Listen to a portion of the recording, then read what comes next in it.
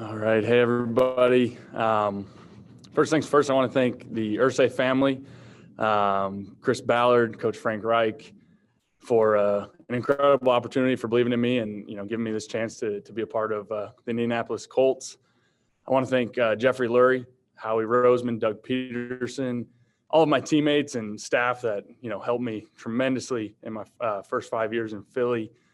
Wouldn't trade those years for the world. So we did some amazing things there. So I just want to thank those guys for all that they've done. Thank you to my wife and my daughter and the support that they've had for me over the years. And obviously, as we embark in this transition, a lot of excitement for us, and we'll open it to some questions. Carson, a year ago, I bet you couldn't have expected to be in the seat you're in now. In your mind, at what point last season did something like this become a possibility, and what were the steps that it took for this to become reality? Yeah, that's a great question, and you're right. I mean, there's a lot of things in this life that we just can't predict. There's a lot of kind of crazy circumstances. Not how you expect things to unfold, especially when you're drafted in a place like Philly. You have a lot of high expectations and everything, but obviously the year didn't go as we planned, as I planned, and everything that kind of shook out.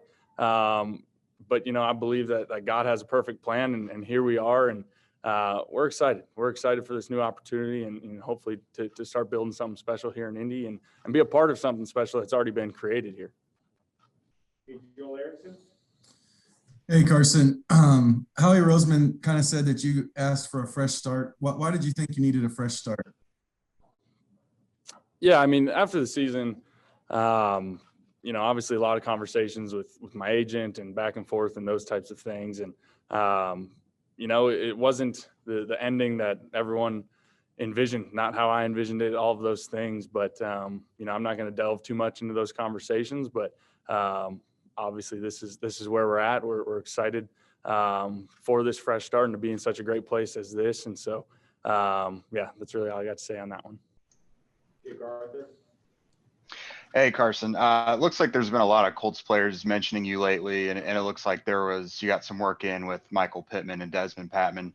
What's been your first impression of those guys, and how important has it been for you to get some work in with them already?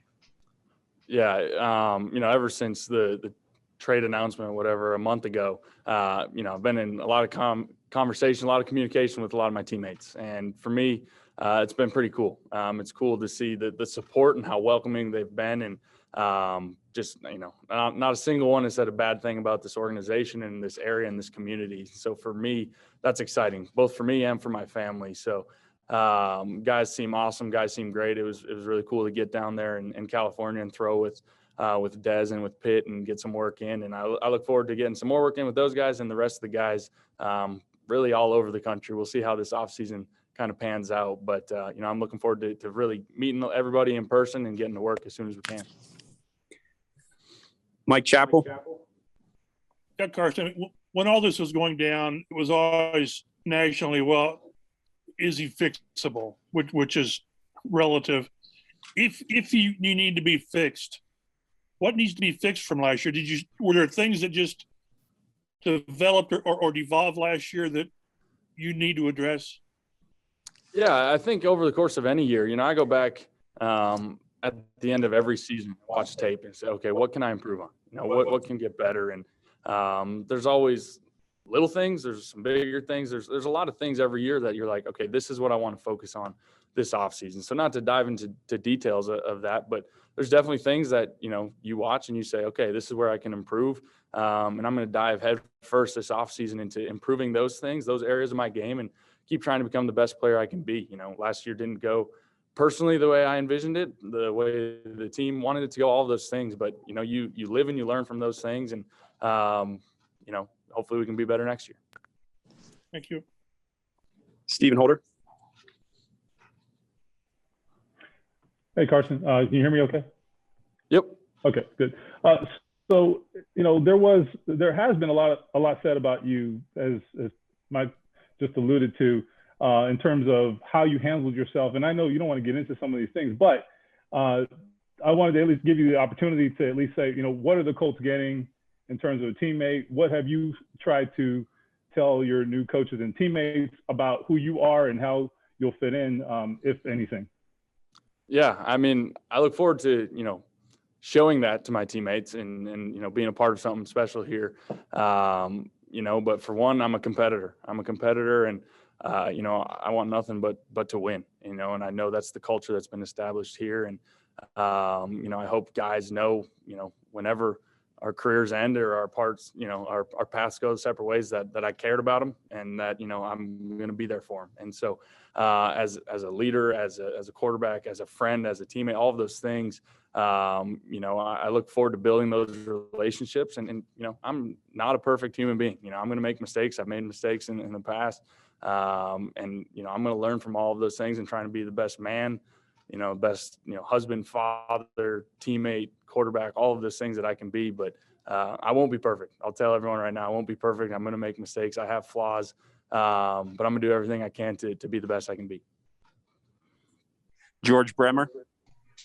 Carson, welcome to Indiana. I'm wondering, on a personal level, what clicked between you and Frank Reich? What makes that relationship strong, and why are you excited to be back with him? Yeah.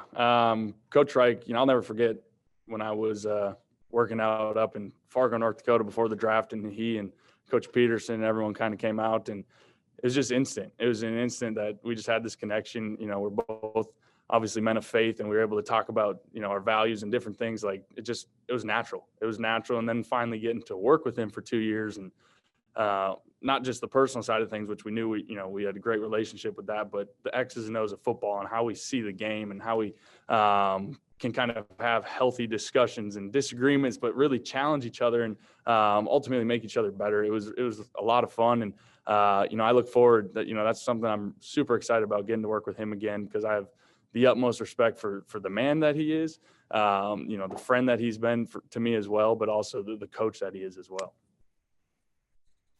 Kevin Bone. Hey, Carson, when you look back on last season, would you say the struggles are more physical or mental, or both, I guess?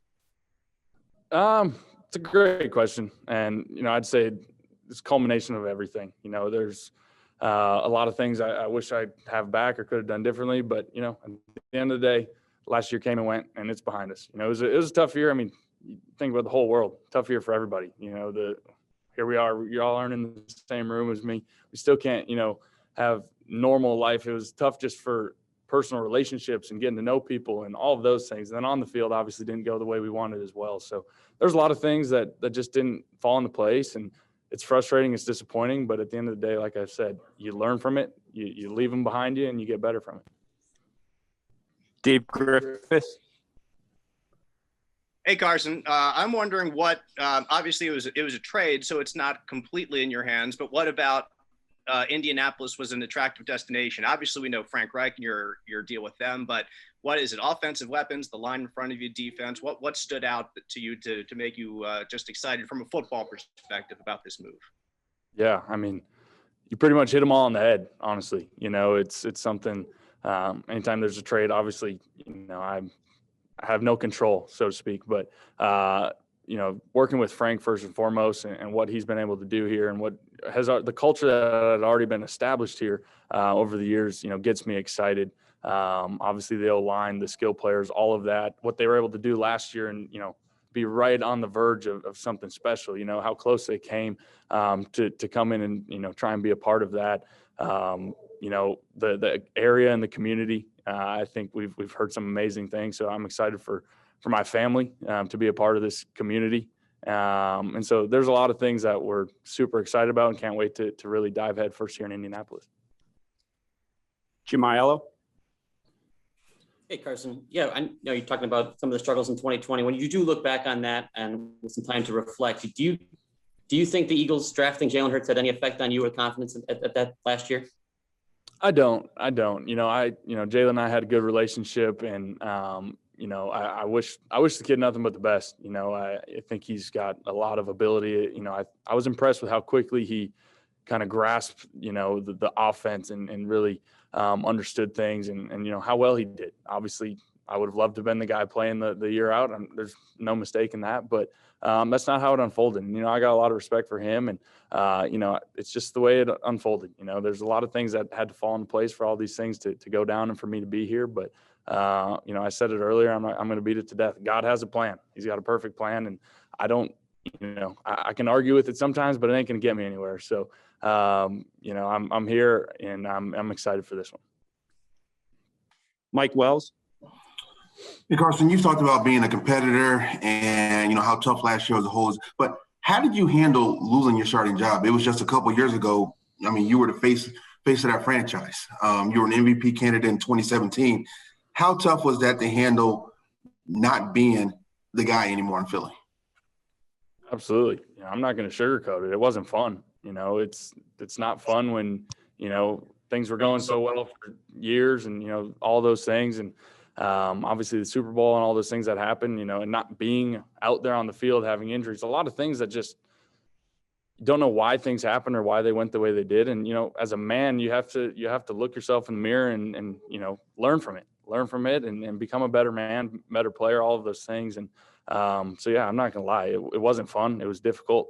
But I did everything I could to still be supportive of Jalen and my teammates. And, I have a lot of, really strong relationships with a lot of people in that building, teammates, staff, everything that I wanted to be the best I could be to help them. So I was going out there every day for scout team, even though it was weird, it was new, it was different, but I was going to give the best look I could. And I was going to compete and do everything I could to help the team. And, it wasn't the ending I, desired, but this is the path that we're on, and we're excited for this new opportunity.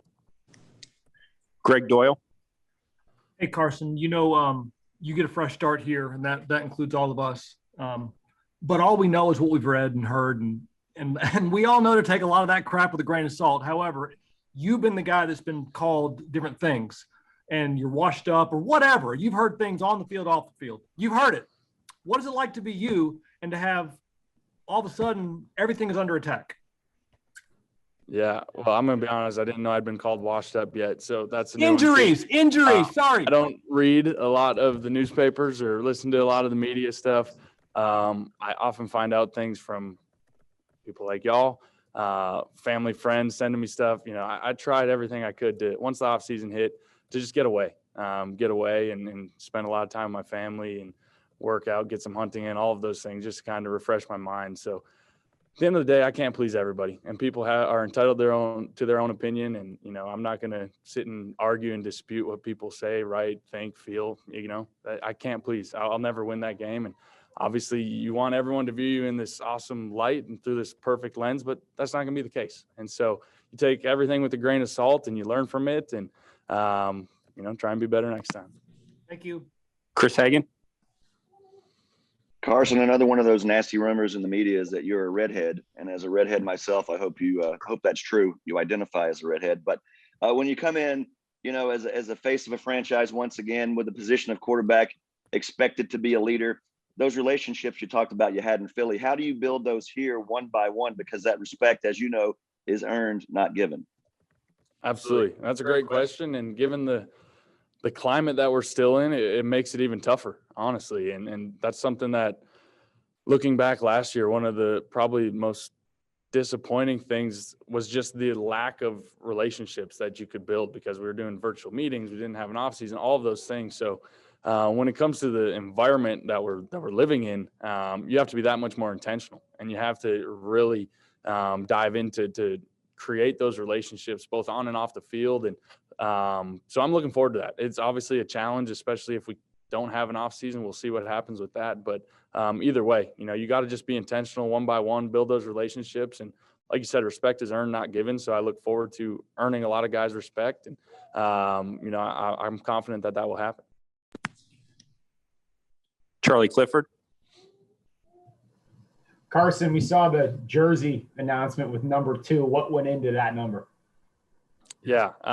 When the trade went down, I obviously reached out to Pittman right away, and I said, hey, no pressure. Are you married to number 11? He's like, yeah, I think so. And I'm like, all right, cool. No worries. I was actually number 20, believe it or not, in high school. Always loved number 20, but naturally 1 through 19 are the options at quarterback. So Going into college, I actually wanted number 2, but it was taken. So for 3 years, I was 11, and by then I was kind of married to it. So this, for me, I'm excited. I'm excited for a fresh start. Number 2, I think, is really in the back of my mind, back of my heart, always what I wanted to be. So we're excited to, and hopefully people think I look good in 2. If not, who cares? My wife does. So that's all that matters.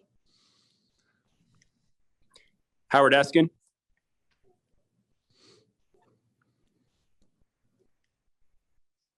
There you go. Carson, good to see you again. It's been a while. Yeah, you're the genius now. But, touching back with the reports about people and their opinions of you, I've talked to Chris Long, and Chris says, I don't understand where all that came from. Where do you think the word that you didn't connect with your teammates, you didn't do the things to connect and be more a part of a team as the quarterback? Where did that all start, and how did that come about, and is it true?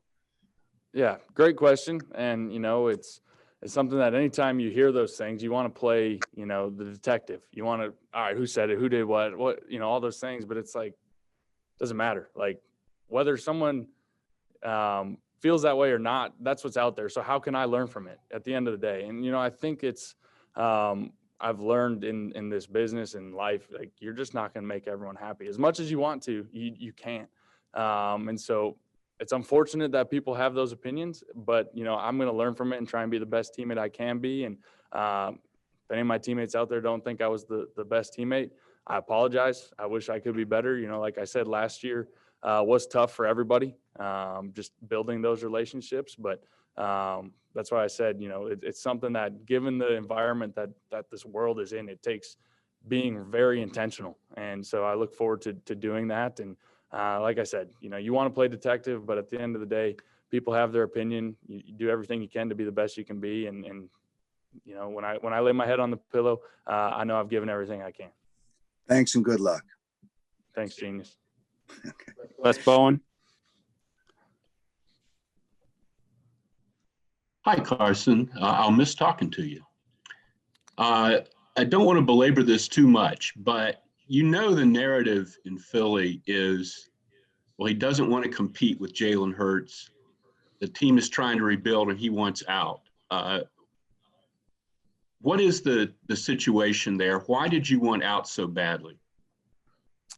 Yeah, I mean, for starters, like I said, there's a lot of conversations that happen at the end of the year that with my agent, with everybody, that, I'm not going to dive into the specifics on that. As far as being a competitor, I've never once questioned my competitiveness, but at the end of the day, this was outside of my control. And, I am appreciative of everything that happened in Philly, of, all of the opportunities. And, I know where I'm at today.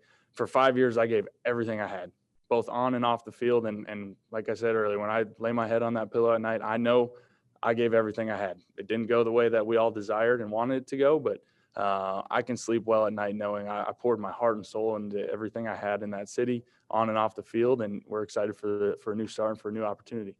But are you saying you didn't want to be traded? Hang on, let's say it one more time. I'm sorry. Are you saying you didn't want to be traded? I'm not saying one way or another. There's a lot of conversations, a lot of things that kind of shook out, and as it played out, this is what went down, and I'm excited about it. I'll tell you that much. Okay, we're gonna go a few more. Jeff Skaversky. Hey, Carson, how are you? Doing well. What's up, Jeff? Nice jacket, man. I love it.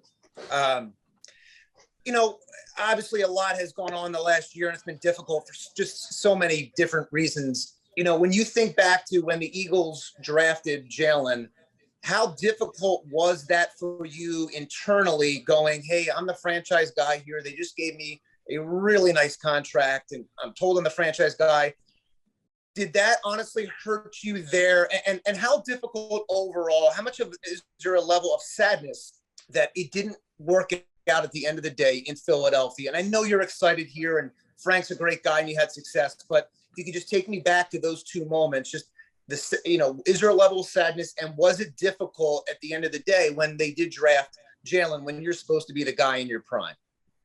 Yeah, I said it, last year after they drafted him. I trusted Howie. I trusted Howie and the ownership there to make the best decisions for the team. And they had shown me nothing but confidence and trust, from day one, really coming up to get me at pick 2. And, so for me to start questioning them after, so many years and a new contract, all those things, it just wasn't right. So, I trusted their decision-making, and I don't think that, had influence on me one way or the other. The season just didn't go how we wanted it to go. And then to answer your second question, yeah, it is bittersweet. When you're drafted by a team, everyone, desires, I'm going to play 20 years and I'm going to do X, Y, and Z and win all these games, all that stuff.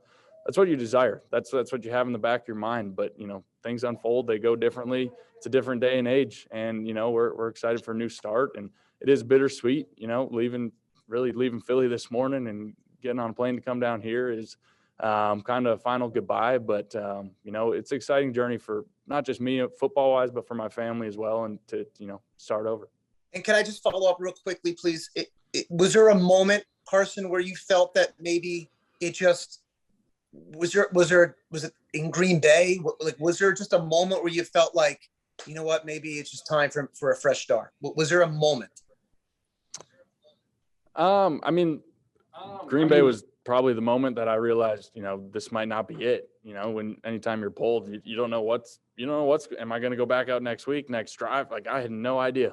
And so all of those things go through your mind, but try and not overthink it. Try and just be in the moment, do what I can.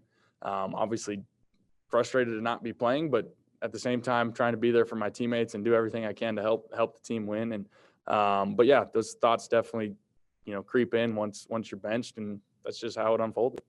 Thank you, Carson. Best of luck. 2 more. Dave Griffiths. Oh, hey, Carson. You talked earlier about building relationships with your teammates. I wanted to ask about building relationships here in the community. I know a big way you did that in Philly was through your foundation. Could you tell people here what that's about and what you hope to be about here? Yeah, absolutely. So we started the AO1 Foundation, stands for Audience of One, after my rookie year, actually. And so we got 3 different ministries. We have hunting and outdoor opportunities for kids really throughout the Midwest. We have a sports complex that is partially built and continuing to be built in Haiti as well. And then we have a food truck that goes around and gives out free food in the Philadelphia area as well. And all 3 of them are Christ-centered. And, we're going to tangibly offer something, an experience or an opportunity or a meal, but we're going to also offer Jesus, offer hope to everybody, and share the gospel and all of those things. And so it's super cool. It's what I'm passionate about. It's what's near and dear to my heart. And we've had a lot of conversations internally. My older brother, Zach, he actually, runs the foundation and is in charge.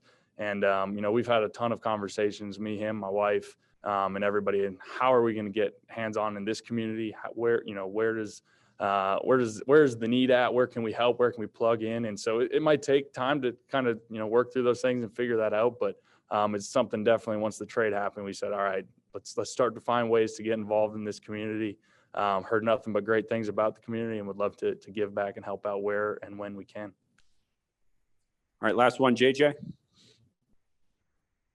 Hey, Carson, welcome to Indy. I want to go back to what you were talking about with Coach Reich back in 2017. How did that, seeing the game the same way as him and having those healthy discussions, how did that kind of allow you to have that season you had that year? Yeah, there's a lot of factors that played in our advantage that year. Things were going right for starters. But just working with Frank was going really from year one as a rookie, just trying to learn everything. Obviously, I was thrown into the fire pretty quick. To year 2, having an off season where we could really kind of put our minds together and, figure out what I like best, what he likes best, how we can, maximize what our offense is able to do. And just seeing that game through his mind and him seeing it through my eyes, I thought was really cool. Obviously as a, I don't know how many years he played, but for however long he played the position, he gets it. He gets it as a player. He understands our perspective. He understands a quarterback's perspective more than anything.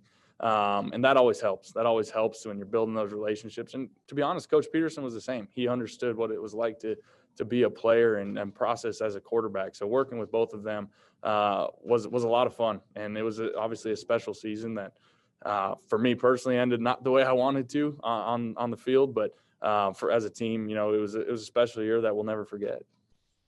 All right, thank you guys. Appreciate it. Thanks everybody. God bless.